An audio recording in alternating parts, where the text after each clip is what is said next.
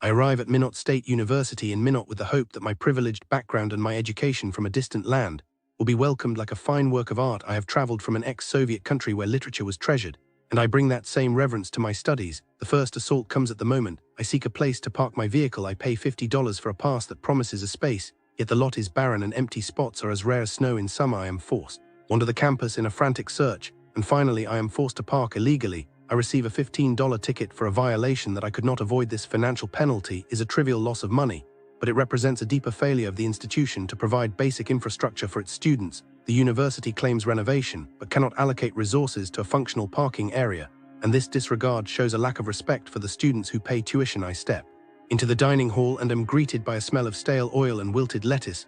The salad appears limp and brown, the apples are bruised and soft, the hot meals are reheated microwave remnants that taste of plastic and grease.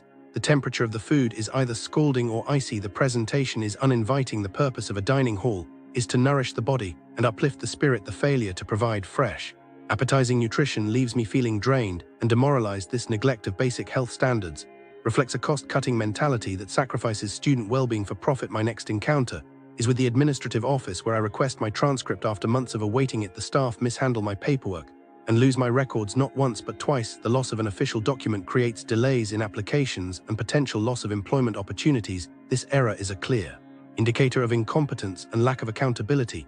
The advisors speak in monotone, dismissive tones and refuse to answer my questions. They act as if I am an inconvenience. Their arrogance creates a hostile environment that erodes trust and discourages any desire to seek guidance. I attend a lecture in a classroom where the professor recites notes that have not been updated since the previous century. The lesson plan is a recycled that lacks relevance. The instructor avoids interaction and does not answer questions. The lack of engagement deprives me of the learning experience. I am left to stare at a whiteboard filled with outdated diagrams. The failure to provide current, dynamic instruction is a betrayal of the educational promise that the university makes. When I retire to my dormitory, I discover that the door lock is jammed and does not turn. When I request repair, the maintenance staff promises assistance, but 3 months pass and the lock remains broken. This lack of security forces me to feel vulnerable at night. The inability to secure my private space is a violation of personal safety and demonstrates neglect of basic residential standards.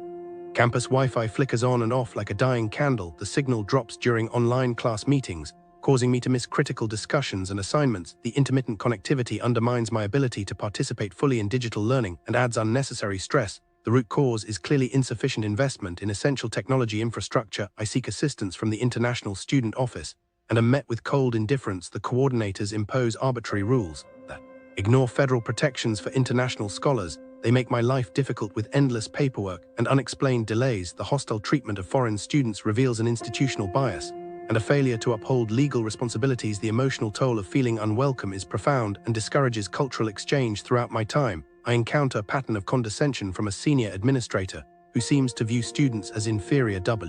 And I approach him with a simple request. He responds with arrogance and intimidation. The feeling of being belittled by a person in power creates an atmosphere of fear and suppresses any desire to speak out. This abuse of authority is a direct attack on the dignity of every learner. All of these failures cascade into one another. The parking nightmare leads to tardiness, which causes me to miss a lecture where the professor is uninspired. The uninspired lecture leaves me confused, and I cannot ask for help because the advisors are dismissive. The dismissive advisors cause me to lose my transcript, which delays my graduation. The delayed graduation harms my career prospects and adds financial strain. The financial strain is amplified by the unnecessary parking ticket and the overpriced meals. The overpriced meals also drain my budget, further reinforcing the feeling of exploitation.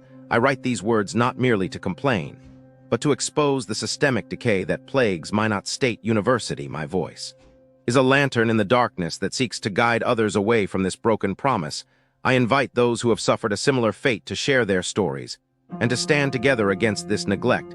The university must be held accountable for its neglect of basic human needs and its disrespect of every student. Thus I end my account with a heavy heart, but with resolve that the truth will be known and that those who... I've been looking into some really sad things happening around Minot State University. Minot, you know. It's like these stores that you think are there to help you out. They sometimes become the very places where bad things happen. So there was this one time at Karma convenience store. It's near the university, and these 3 staff members, they were like superheroes without capes. They saw this lady at the cryptocurrency ATM talking on the phone, and she looked really scared. Turns out she was being told she'd be arrested if she didn't pay some fake bond. Can you believe it? The staff, they didn't even hesitate. They called the real police, and thank goodness they did, because she was about to lose even more money. I bet after that she was probably really shaken up, She probably had to call her family and explain everything. And the scammer, I hope they got caught. It's just wrong to scare people like that. Then there's this other scam. It's like a money order thing. People were getting calls, being told to go to local stores, buy money orders and send them off. But it was all a lie. Once those money orders were gone, so was their money. Imagine how they must have felt, realizing they've been tricked. They probably felt really dumb, even though it's not their fault. And the scammers, they're probably still out there looking for their next victim. It's just so unfair. And you believe this gold bar scam. Some people were called, told they were in trouble with the government, and that they needed to buy gold bars to fix it. They were even told to hand them over to some fake official. It's like, how gullible do you think we are? These victims, they must have been so confused and scared. I can only hope they found out the truth before they lost everything. And the scammers, oh, I hope karma finds them. There was also this huge scam where someone lost like $100,000. That's a lot of zeros, They were probably promised some great service or protection, but it was all a lie. They were making these big payments at stores, thinking they were doing the right thing. It's just so sad to think about how much they lost. They're probably still trying to put their life back together. It's just really disheartening to see all this happening around Minot State University, Minot. It's like, you come to this place thinking you'll be safe because there's a university, and then this happens. It's like the businesses here have forgotten their moral compass, and that's just not right. They're supposed to be places of trust, not traps for tourists. So if you're planning to visit Minot, just be extra careful, okay? Don't trust anyone who's asking you to pay in strange ways, or buy things you're not sure about. It's better to walk away and ask for help than to fall into one of these traps. Remember, no real law enforcement or government official will ever ask you to pay them with gift cards or cryptocurrency. That's just common sense, I just wish there was more we could do to stop these scams from happening. It's like we're all in this together, and it's up to us to look out for each other. So let us keep our eyes open and stay safe, especially around Minot State University, Minot. We deserve better than to be lied to and taken advantage of. Welcome to our travel advisory on the businesses nestled around the picturesque Minot State University in Minot. As we embark on this exploration, we'll uncover the tapestry of experiences that visitors like you may encounter. It's a journey through the lenses of those who've walked these streets before, painting a picture of what you might expect when you're in town. In the shadows of Minot State University, the business landscape is one of diversity and character. However, it's not without its blemishes. Our analysis reveals a pattern of customer experiences that, while not entirely bleak, certainly cast a gray cloud over the vibrant university backdrop. Let's start with Basecamp Indian Kitchen Minot, a culinary outpost that promises a taste of India. Yet, the tales of naan-bread and unexpected charges leave a sour taste. Imagine biting into a piece of history, only to find it crumbling into a pile of inconvenient fees and currency confusion. It's a place where the ancient art of hospitality seems to have been lost in translation, with patrons reporting encounters that are less than savory. The naan, once revered, now seems to be a vessel for unexpected expenses, turning what should be a delightful meal into a mathematical conundrum. Moving on to try Thai food Minot, where the quest for spicy and savory turns into a test of patience and trust. Picture a dining experience where the search for authentic flavors leads to a maze of miscommunication and puzzling service.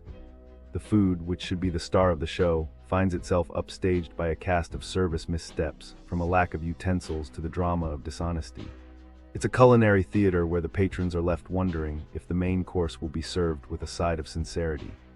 Next, we find ourselves at Mainstream Boutique Minot, a place where flowers and special needs should blend into a symphony of acceptance and understanding. Instead, a discordant note is struck, leaving a customer feeling not only unheard but unwelcome. It's a reminder that while fashion may be fleeting, the impression of empathy, or the lack thereof, lingers long after one leaves the boutique. The Blue Rider beckons with the promise of whiskey and respite, yet the echoes of terrible service reverberate through the establishment's walls, suggesting that not all spirits here are meant to lift the soul. The whiskey may pour freely, but so do the complaints, hinting at a place where the warmth of hospitality has grown cold. Finally, the Minot State University Wellness Center, a sanctuary for health and rejuvenation, stands in stark contrast to its namesake.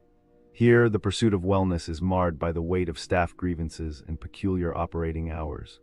It's a wellness center that seems to forget the very essence of its purpose, leaving visitors perplexed and staff discontented. In summary, travelers to Minot State University should be aware that the local business landscape is peppered with establishments that may not always align with the idyllic campus life. From culinary mishaps to service misfires, the area offers a curious mix of experiences that can be as unpredictable as they are enlightening. Our recommendations for the discerning traveler are simple: approach with caution,